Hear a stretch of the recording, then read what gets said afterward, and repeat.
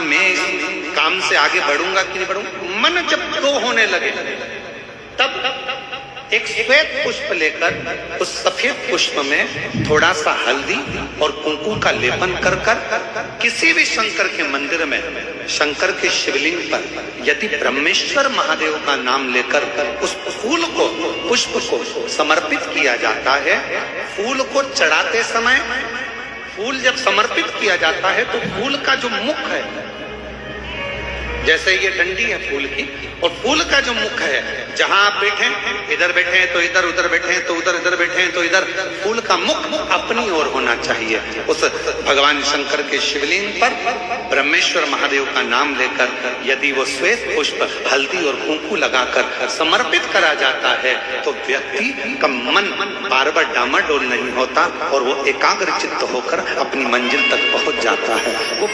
बेटे के विवाह के पहले जो श्रावण का महीना पड़े उस श्रावण में अमरबिल के 5 टुकड़े पान के पत्ते पर रखकर भगवान शिव के मंदिर की चौखट पर रखिए, आपके संस्कारवान बहू आपके घर में प्रवेश करेगी। अमावस्या और पूर्णिमा जो सावन के महीने में 5 दीप भगवान के सामने प्रज्वलित कर अपने दरवाजे के पास में बाहर की ओर रख देता है, उसके घर में कभी रोग बीमारी और लक्ष्मी की कोई कमती नहीं होती, उसका जीवन सार्थक हो जाता है।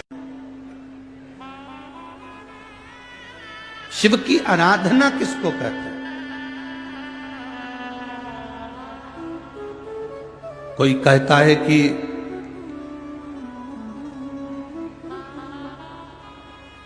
क्यों भटक रहे हो, क्यों जा रहे हो यहां वहां। हम कहते हैं तुम भटको भी मत, कहीं मत जाओ। तुम्हारे घर के नजदीक में जो शंकर का शिवालय हो, तुम्हारे घर के नजदीक में जो शंकर का मंदिर हो, शिव मंदिर हो, शिवालय हो, उस शिवालय में जाकर 1 लोटा जल प्रतिदिन चढ़ाना प्रारंभ करो।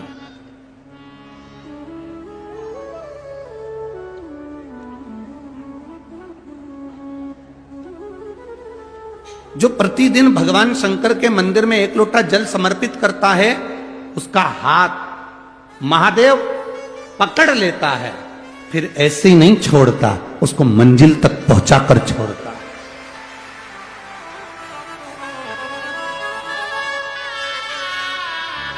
वो ऐसे ही नहीं छूट सकता।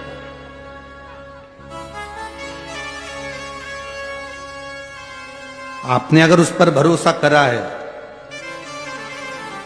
हाँ थोड़ा कष्ट हो सकता है, थोड़ी तकलीफें आ सकती है, थोड़ा दुख आ सकता है, जिंदगी में थोड़े थोड़े तकलीफें हर मनुष्य के जीवन में आती है।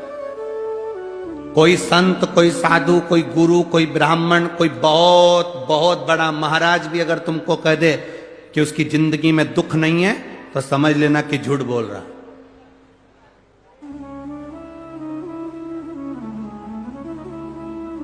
मेरे राम जी महाराज भी इस पृथ्वी पर जन्मे तो उनकी जिंदगी में भी दुख आया। मेरे भगवान कृष्ण भी इस पृथ्वी पर जन्मे तो उनकी जिंदगी में भी दुख आया। माता जानकी भी इस पृथ्वी पर प्रगटी तो उनकी जिंदगी में भी दुख आया। राधा रानी भी इस पृथ्वी पर प्रगटी तो उनकी जिंदगी में भी दुख आया।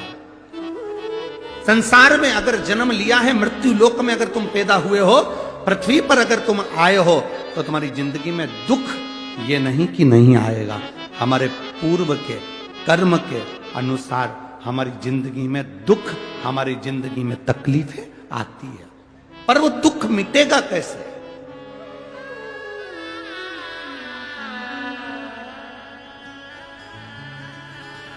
राम जी का दुख कैसे मिटा था? राम पथ गमन में जहां जहां चलकर देखो, चलो आपके पास में है पंचवटी, आपके पास में नासिक लगा हुआ है, पंचवटी लगी हुई।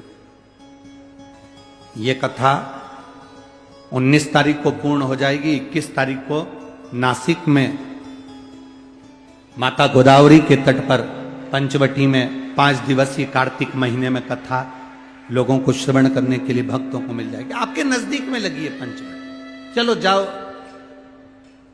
जितने राम जी महाराज अयोध्या से लंका तक गए, उसके बीच में जितने राम जी के मंदिर नहीं है उससे अधिक शंकर जी के मंदिर हैं। उसका कारण केवल एक है, राम जी जहां रुकते थे वहां शंकर भगवान के शिवलिंग की स्थापना करते थे, पूजन करते थे और वहां से फिर आगे बढ़ते थे, फिर आगे बढ़ते थे, फिर आगे बढ़ते थे। बिना शंकर की आराधना के, बिना शंकर भगवान को एक लोटा जल चढ़ाए बिना मेरे राम जी महाराज आगे बढ़ते ही नहीं थे। भगवान कृष्ण के जीवन का चरित्र उठाकर देखो, मेरे ठाकुर जी का नियम था, एक लोटा जल चढ़ाए बिना कृष्ण आगे बढ़ते नहीं थे। श्री दशरथ जी महाराज के जीवन चरित्र को उठाकर देखिए, सूर्य नारायण भगवान को जल और शंकर भगवान को जल चढ़ाए बिना दशरथ जी महाराज आगे बढ़ते नहीं थे।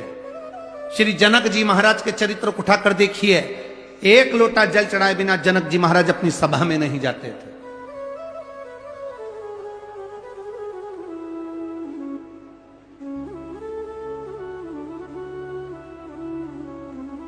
थोड़ी जिंदगी में तूफान आते हैं, कष्ट आते हैं, दर्द आता है, तकलीफें आती हैं,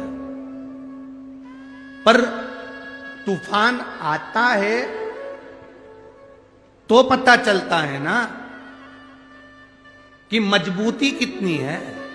अभी पता चला, चला कि नहीं चला? अरे बोलो तो जम के, पता चला ना कि मजबूती कितनी है। ये हवा चलती है, तूफान आता है, तब पता चलता है मजबूती कितनी है। उसी तरह दूसरे धर्म के लोग तुम्हें डिगाने के लिए आगे बढ़ते हैं, पर तुम्हारे भीतर का सनातन धर्म दिखा देता है कि मजबूती कितनी।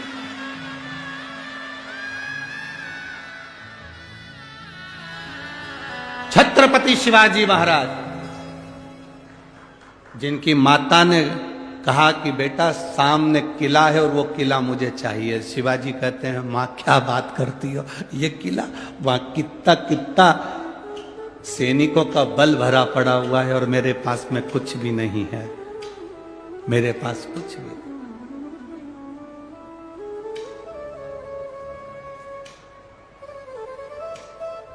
जीजाबाई के शब्द जब श्रवण किए, छत्रपति शिवाजी महाराज को छत्रपति का संबोधन स्वयं उनकी माता ने दिया है, स्वयं उनकी माता।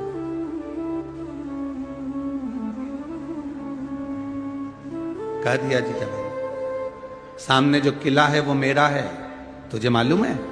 हाँ मां, मैंने सुना है, ये किला अपना है, फिर कब्जा दूसरे का है। छत्रपति शिवाजी ने कहा बहुत भारी सेना है उसके पास में, बहुत बल है उसके पास में, सेना प्रबल है उसके पास में, मेरे पास इतनी सेना नहीं है। मां ने कह दिया शिवाजी तेरे बस की बात नहीं है, मैं खुद जाऊंगी और किला लेकर आऊंगी। स्वयं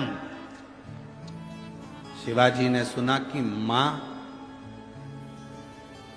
स्वयं किला लेने के लिए जा रही है, स्वयं किला। मां